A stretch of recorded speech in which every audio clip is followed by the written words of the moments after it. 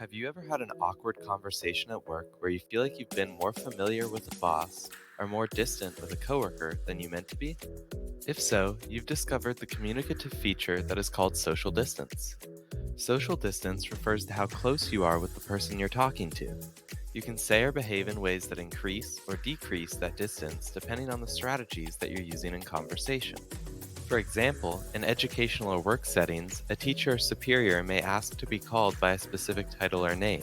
This could be a title like professor, or Mr. or Mrs. in their last name, or maybe just their first name. More distance is created when a superior uses their title and last name, while less distance is created when they just use their first name. Additionally, distance often impacts what we discuss with others, depending on whether we are closer to or further from them. Think about if a family member was sick and you had to explain this to both a friend and your boss. What kinds of details would change depending on your relationship with the person? You might tell your friend the details of the illness and the severity of the situation, since you're close to them.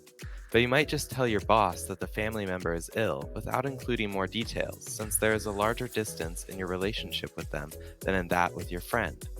Another example can be seen in many Spanish-speaking communities. It's much more common for friends to give each other compliments than it is to compliment coworkers, bosses, or teachers. The frequency of compliments among friends shows the closeness of relationships and friendships, compared with the relative distance with coworkers, bosses, or teachers.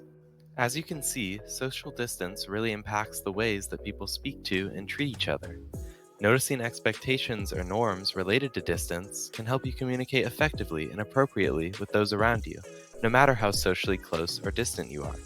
Once you understand communicative strategies related to distance, you can start to employ them in order to signal to others, like good friends, that you feel close to them, or to signal to a boss that you respect the distance between you and them as their employee.